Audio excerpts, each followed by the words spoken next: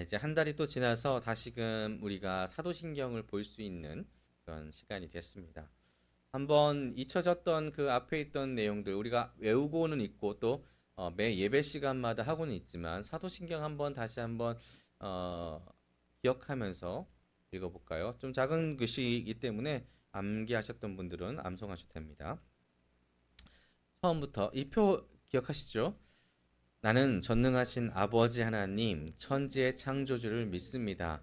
나는 그의 유일하신 아들, 우리 주 예수 그리스도를 믿습니다. 그는 성령으로 잉태되어 동정녀 마리아에게서 나시고 본디오 빌라도에게 고난을 받아 십자가에 못 박혀 죽으시고 장사된 지 사흘 만에 죽은 자 가운데서 다시 살아나셨으며 하늘에 오르시어 전능하신 아버지 하나님 우편에 앉아 계시다가 거기로부터 살아있는 자와 죽은 자를 심판하러 오십니다. 나는 성령을 믿으며 거룩한 공교회와 성도의 교제와 죄를 용서받는 것과 몸의 부활과 영생을 믿습니다. 아멘. 이 중에서 우리가 하나님에 대하여서 우리가 고백을 했고 그리고 예수님께서 어떻게 이 땅에 오시게 되었는지 그리고 이 땅에서 무엇을 하셨는지를 우리가 지난번까지 배워왔습니다. 그리고 나서 이제 오늘 우리가 함께 나눌 말씀은 이곳입니다. 거기로부터 살아있는 자와 죽은 자를 심판하러 오십니다. 아멘. 이 거기로부터라는 장소가 어디일까요? 지금 예수님께서 어디에 계신가요? 네, 천국에 계시죠.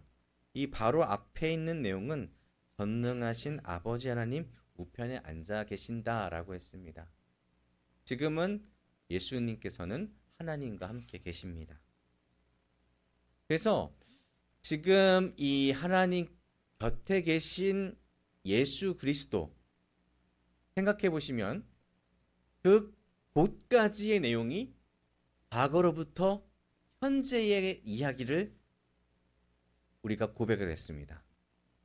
과거 하나님께서 태초를 창조하시고 우리의 주 되시고 그 다음에 예수님께서 이 땅에 오셔서 구원하셨던 그 역사 그리고 하나님께서 다시 올라가셔서 예수님께서 올라가셔서 하나님과 함께하는 지금의 상황까지 우리가 나눴다면 이제 오늘의 내용은 미래, 앞으로 올 내용이 됩니다. 장래의 이야기죠.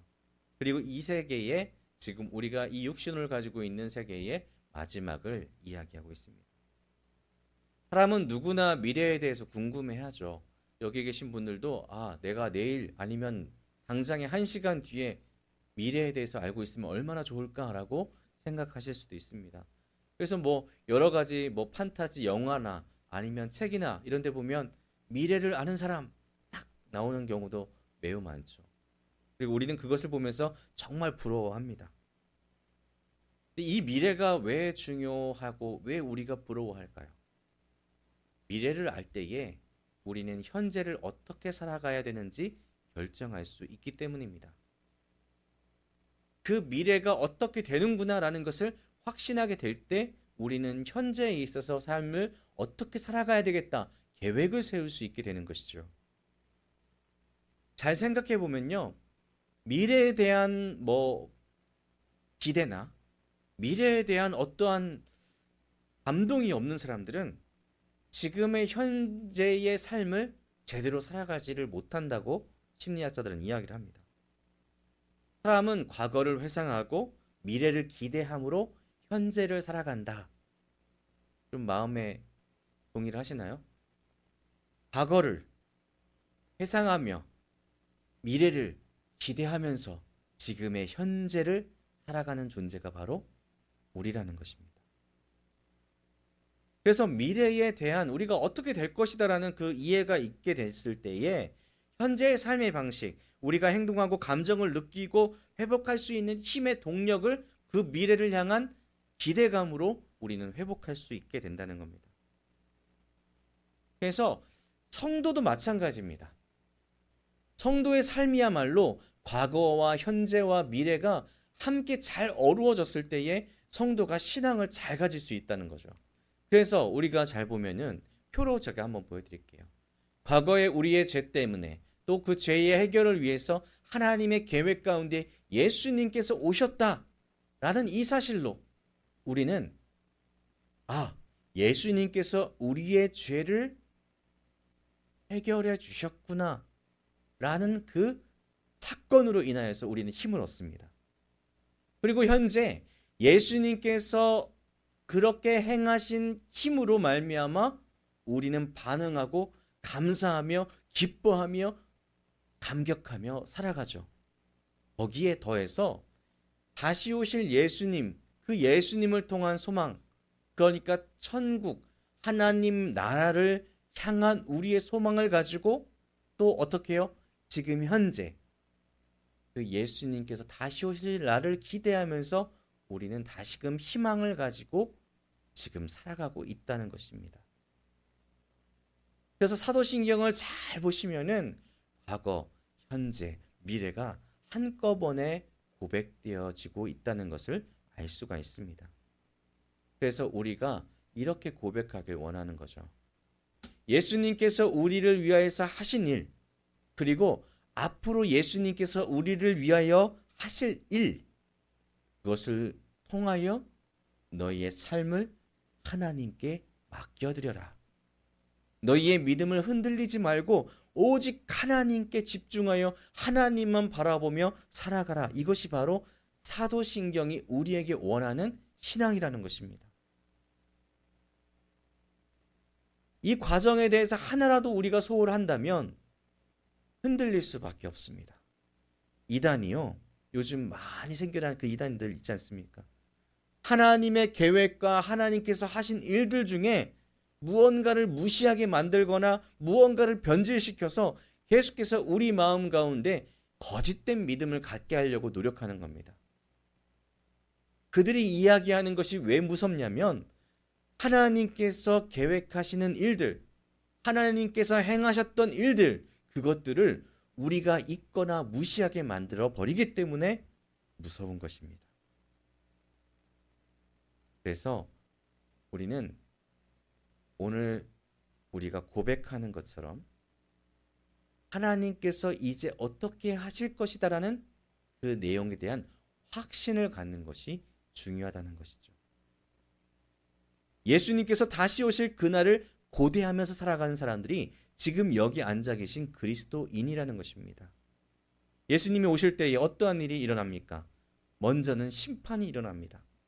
많은 성경 본문들이 예수님께서 죄인들을 심판하시기 위하여 이 땅에 오실 것이다 라고 말씀합니다.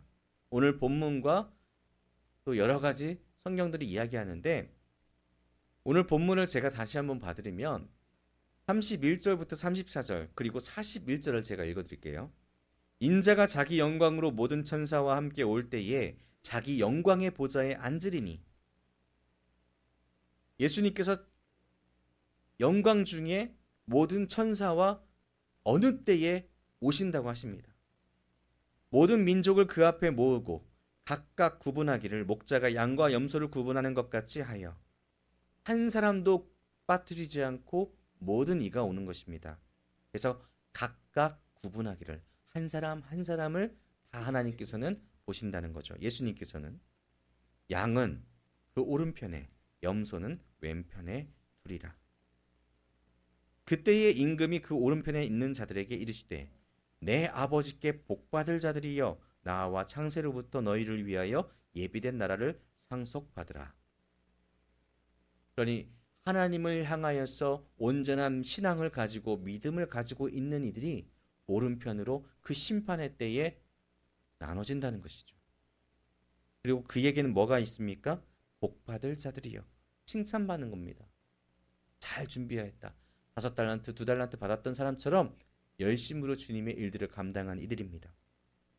그리고 또한 41절에 또 왼편에 있는 자들에게 이르시되 저주를 받은 자들아 나를 떠나 마귀와 그 사자들을 위하여 예비된 영원한 불에 들어가라. 아멘. 왼편으로 분리된 하나님을 믿지 않는 이들에게는 저주를 받은 자들아 나를 떠나 누구와 함께 합니까? 마귀와 그 사자들을 위하여 예비되었다. 영원한 불에 들어갈 것이다. 지옥에 대해서 이야기할 때에 많은 사람들이 표현하죠. 얼마나 그곳이 고통스러울지. 무려 하나님이 준비한 것은 마귀와 그 사자들을 위하여서 준비된 형벌입니다. 영원한 불입니다. 그곳에 들어가게 된다는 겁니다. 예수님께서는 이 땅에 맨 처음 오실 때에는 말구 위에 아주 초라한 모습으로 오셨습니다. 겸손의 모습으로 오셨습니다. 다시 오실 때는 어떻을까요? 다시 오실 때는 예수 그리스도께서는 영광 중에 이 땅에 오실 것입니다. 가장 위대한 왕으로, 우리가 섬길 왕으로, 가장 우리가 바라볼 수 있는 가장 최고의 왕으로 예수님께서 이 땅에 오실 것입니다. 절대적으로 오실 것이죠. 그리고 그때에 이 땅은 하나님의 심판대 위에 모든 이가 다 모이게 될 것입니다. 과거에 죽은 자나 지금 살아있는 자라 모두가 모이게 될 것이죠. 예수님께서는 이 땅에 오셨을 때에 불의의 심판을 당하셨습니다. 거짓된 재판장들, 거짓된 증인들로 인해서 잘못된 재판을 받았지만 우리는 공의의 하나님, 정의의 하나님의 놀라울 만큼 공평한 재판을 받게 된다는 것입니다. 모든 죄가 떨 수밖에 없는 날, 그것이 바로 어떤 날이냐? 예수님께서 다시 오실 그날, 여호와의 크고 두려운 날, 여호와의 날이 바로 이때라는 것입니다. 그래서 오늘 본문 뭐라고 하십니까? 거기로부터 살아있는 자와 죽은 자를 심판하러 오시는 그날을 나는 믿는다는 것입니다. 무엇으로써요? 성도로서, 주의 백성으로서, 주의 종으로서, 주의 군사로서 이제껏 우리가 기대하고 기대했던 그날을 나는 믿습니다. 내가 지금 비록 힘들고 어렵게 내 신앙을 지켜나가고 있지만 그때에는 주께서 너는 복받은 자야. 너는 하나님과 함께할 자야. 너는 천국에 있을 그 때야. 라고 부를 그날을 내가 믿습니다. 라는 겁니다. 우리가 어렸을 때에 한번 이런 질문을 받아본 적이 있으실 거예요. 우리 안재수 집사님 한번 어렸을 때 이 질문 받아보신 적 없으세요? 오늘 예수님이 오시면 어떨 것 같아? 있으시죠? 저도 옛날에 어렸을 때에 저희 부모님이나 아니면 전도사님이 오늘 인범아 예수님이 오시면 어떨 것 같아? 뭐라고 했을까요? 저는 싫어요. 할 게 얼마나 많은데요. 내일 친구들이랑 약속도 있는데 어떻게 예수님이 지금 오면 어떡해요? 해보고 싶은 게 잔뜩 있는데 나 지금 놀 것도 많은데 나 아직 안 컸는데요. 어른이 안 돼봤는데요. 이렇게 대답했습니다. 그때는 제가 얼만큼 죄인인지 믿지 않는 자에 대한 심판이 무엇인지 두려운 것도 없이 그냥 알았으면 좋겠어요. 단순히 그랬는데 제가 성인이 되어갈수록 조금 더 말씀에 대해서 복음에 대해 알아갈수록 예수님께서 다시 오시는 이 심판의 날, 여호와의 날은 경외의 날, 그러니까 저한테 있어서는 꼭 왔으면 좋겠다 하는 날이기도 하지만 두렵고 떨리는 날이기도 했습니다. 다시금 들어온 질문인 오늘 예수님이 오시면 어떨 것 같아? 아직도 망설이는 그 생각은 있습니다. 제가 지난 사역지에서 권사님 한 분이 제가 목사 다 되고 물어보시는 거예요. 목사님은 예수님 지금 오시면 어떨 것 같아요? 아, 좋죠. 너무 좋죠. 그런데 좀 소망이 있기로는 한나가 결혼하는 것까진 보고 싶네요. 그런 얘기를 했었습니다. 물론 지금 이 날을 기대하고 기다리고 또한 이 날이 정말로 필요하고 좋다라는 것은 제 고백 중에 하나입니다. 그렇지만 분명한 것은 이 날을 위해서 우리가 신앙을 가진 이는 준비할 수 있어야 된다는 겁니다. 잊지 않는다는 것은 이 심판의 날을 기다리고 준비하고 또 예비하기 위하여서 애쓰고 수고하는 모습이 우리의 삶 가운데 있어야 된다는 것입니다. 심판의 때에 오른편에 서 있기를 바라는 마음으로 날마다 우리의 신앙을 돌아보고 분명하게 하나님 편에 서기 위해서 애쓰고 수고해야 된다는 것이죠. 우리는 이것에 대해서 두려워할 줄 알아야 됩니다. 심판은 두렵고 떨리는 일이며 하나님 반대에 서지 않는다는 것이야말로 인생 최대의 복이다라는 것입니다. 우리가 언제 예수님이 오실지 알 수 없습니다. 하지만 그분이 어떻게 오실지는 성경의 말씀을 통해서 우리는 확신할 수 있습니다. 예수님께서는 영광스러운 모습으로, 최고의 모습으로, 절대자의 모습으로 이 땅에 오십니다. 영으로 오시는 것이 아니라 육으로 오십니다. 부활의 몸을 입고 오셔서 우리의 죄를 속량할 증거를 보여주시고 세상 모든 이가 주님 오시는 것을 알고 그 자리에 모이게 될 것입니다. 그리고 각각의 모든 사람들이 하나님의 심판을 받게 된다는 것 잊지 말아야 된다고 말씀드렸습니다. 마태복음 16장 27절을 보면 인자가 아버지의 영광으로 그 천사들과 함께 오리니 그때에는 각 사람이 행한 대로 갚으리라. 아멘. 각 사람 한 사람이 모두 그 심판의 날에 그것을 경험하게 된다는 것입니다. 더하여서 그날에는 승리의 날이 됩니다. 사단의 모든 발악이 끝이 나죠. 이 말은 우리가 영적으로 사단의 유혹을 받고 영적으로 사단의 괴롭힘을 받는 영적 전쟁이 끝난다는 이야기입니다. 종전입니다. 하나님의 군대의 완전한 승리의 날을 이야기하는 것입니다. 그러니 그때에는 누구도 승리할까요? 여기 앉아 계신 성도님들도 승리하는 날이 된다는 것입니다. 그러니 우리는 두렵고 떨리는 마음을 가지고 있더라도 기쁘고 즐거운 마음을 가지고 그날을 기다릴 수 있어야 된다는 겁니다. 이 세상에 살아가는 동안에 겪는 영적 전쟁의 끝을 갈망할 수 있어야 됩니다. 우리 성도님들 확신하시길 바랍니다. 왕이 오실 것이며 원수들은 징벌받을 것이다. 우리의 왕은 교회를 온전하게 하실 것이고 선택받은 주의 백성들은 악에서 구원받고 하나님과 함께할 것이다. 이것을 기억하십시오. 우리는 이 신앙을 가지고 살아가고 있습니까? 과거로부터 지금까지 주의 복음을 가지고 교회에서 수많은 이야기들이 나오고 있습니다. 수많은 설교들이 나오고 있고 수많은 책들이 나오고 있습니다. 그런데 우리가 지금 살아가고 있는 현재의 교회 가운데 지옥에 대해서 얼만큼 살아가고 있을까요? 심판에 대해서 얼만큼 우리가 기억하며 준비하며 나아가고 있을까요? 실제로 80년대, 90년대에 유행했던 정말로 유명한 8글자가 있습니다. 보여드릴까요? 예수천국, 불신지옥. 물론 이거는 지금 현재에 있어서는 굉장히 혐오스러운 이야기다라고 이야기할 정도로 좀 과격하신 분들이 표현하고 있는 것들이긴 합니다. 그런데 이것이 가짜냐? 이것이 진짜가 아니고 이것이 허황된 말이냐? 아니면 이것은 굉장히 무례한 말이냐? 이것이 아니죠. 예수 믿으면 천국 가는 것이 맞고 믿지 않으면 지옥에 간다. 이것은 성경적으로 사실이라는 거죠. 천국과 지옥에 대한 소망 그리고 두려움 이것은 우리의 신앙에 있어서 굉장히 깊은 영향력을 가지고 80년대, 90년대의 신앙을 가지고 있었습니다.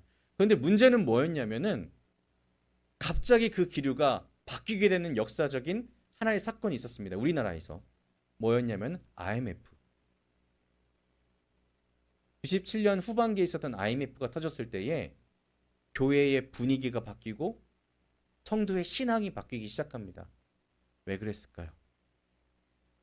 그것은 먹고 사는 것이 미래에 있을 것보다 중요하다 생각하기 시작했기 때문입니다. 현실적인 문제 가운데 사람들은 내가 당장에 지금 먹고 살기 힘든데 어떻게 천국을 바라보겠느냐. 내가 무언가 물질을 쥐고 있지 않으면 내가 너무 괴로운 상황인데 굳이 그것까지 내가 생각할 필요가 있겠느냐. 당장의 문제에 매몰되기 시작하고 물질의 가치를 더 두기 시작했습니다. 교회가 어떻게 됐을까요? 살기에 급급했습니다. 천국에 대한 소망을 이야기하기보다는 지옥에 대한 경계를 하기보다는 예수 믿으면 복 받는다라는 이야기가 더 많아졌던 시기가 바로 이때였다는 것입니다. 실제로 설교의 모든 방향들, 그때 나왔던 책들의 내용들을 보면은 대부분이 그런 이야기들이었습니다. 현재를 어떻게 잘 살까? 지금 당장 목이 마른 이들에게 무슨 천국이야? 지금 잘 사는 것이 문제지.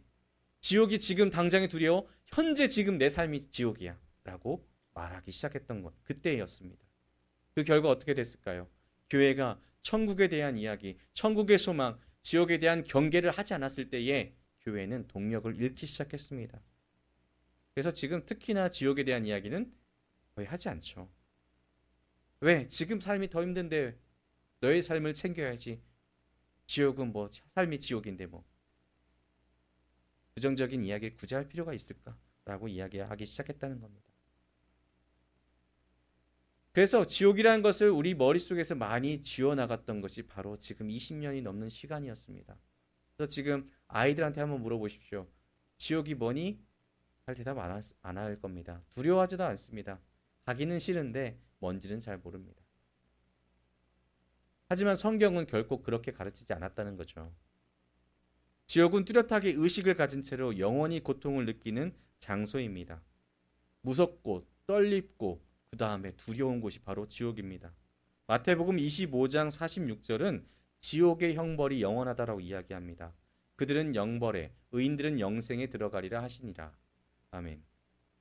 더하여 그 고통이 영원할 것이라고 밝힙니다. 요한계시록 14장 11절에 그 고난의 연기가 세세토록 올라가리로다. 짐승과 그의 우상에게 경배하고 그의 이름표를 받은 자는 누구든지 밤낮 쉼을 얻지 못하리라 하더라. 아멘. 세세토록이란 단어는 영원하다라는 이야기로 해석이 되는 단어입니다. 혹 누군가는 사랑의 하나님께서 영원토록 벌을 주실까라고 현재 많은 사람들이 이야기를 하기 시작했습니다. 차라리 다 지옥에서 어떤 기간이 지나면 다 구제해 주시겠지 이렇게 이야기하기 시작했습니다. 요나에 쓰인 것 같이 세세토록이라는 단어도 물고기 뱃속에서 3일 있었던 요나처럼 아주 짧은 시간 동안에 지옥에서 형벌을 받고 지은 죄만큼 형벌을 받으면 다 탈출시켜주겠지, 탈옥시켜주겠지 그 생각을 하기 시작했습니다. 누가 했을까요? 사람 스스로가 그렇게 정하기 시작했다는 겁니다. 낙천적인 구멍을 만들어 놓고 지옥을 두려워하는 마음을 경감시키고 있습니다. 우리는 두려워할 것을 두려워할 수 있어야 됩니다. 우리는 마땅히 기억할 것을 기억해야 됩니다. 우리가 천국을 소망하고 있다면 마땅히 지옥을 두려워할 줄도 알아야 됩니다. 그래야지 우리의 신앙이 지켜지는 겁니다. 천국 소망만 있다면은 그냥 천국 갈 수 있어. 이 확신만 가지고 살아간다면 우리의 현실은 나태해질 수밖에 없습니다. 하지만 하나님은 그렇게 우리를 가르치지 않으셨습니다. 지옥이 있어. 너는 그것을 두려워할 줄 알아야 돼. 너의 삶이 어떠한지 날마다 돌이켜 반성하고 회개하고 나에게 돌아오기 위해 애쓰고 열정을 가지고 주의 길을 가기 위하여 수고하렴. 이것이 성경의 내용이죠. 어디 하나 빠져나갈 길을 알려주면서 이것도 갈 수 있어. 지름길은 우리 달려갈 경주자의 길에는 존재하지 않는다는 것을 기억하시길 바랍니다. 예수님께서 걸어가신 길을 기억하십시오. 예수님께서 걸어가신 그 길 가운데 지름길은 없으셨습니다. 끝까지 묵묵하게 한 걸음 한 걸음 온전하게 다 딛고 가셨던 예수님을 기억하셔야 됩니다. 사랑하는 성도 여러분, 우리는 예수님 안에 있는지 우리 삶을 돌아볼 필요가 있습니다. 예수님이 걸어가신 길을 우리는 걸어가자고 이야기를 합니다. 그런데 우리는 그분의 발자취를 바라보면서 따라가고 있는지 우리 삶 가운데 돌아보고 계신지요? 마땅히 우리가 주님께서 다시 오실 날에 심판이 있다는 것을 안다면 깨어서 두 눈 부릅뜨고 그 발자취를 찾을 겁니다. 예수 믿으면 구원 받습니다. 이건 확실합니다. 이것은 하나님의 말씀이기에 참된 진리입니다. 그리고 예수님 믿는 자에게 하나님께서 심판하실 때에 오른편으로 옮겨주시겠다. 이것도 참입니다. 상급이 있다라고 이야기합니다. 그 희망을 가지고 성도는 살아야 됩니다. 아멘이십니까? 그 희망을 가지고 살아가십시오. 우리에겐 분명하게 이 현실 가운데 어려운 상황 가운데 견디고 견디는 그 희망이 천국의 소망이 있음을 우리는 분명하게 말할 수 있어야 됩니다. 그리고 또한 우리는 이와 동일하게 지옥에 대한 두려움을 가지고 경계하고 내 삶이 지옥이 아닌 천국에서의 삶을 바라보며 살아가는 신앙을 지키는 삶임을 분명하게 기억하며 영적인 전투에서 승리하실 수 있는 사도신경으로 고백하며 날마다 깨어 있을 수 있는 우리 모두가 되기를 주님의 이름으로 축복합니다. 기도하겠습니다.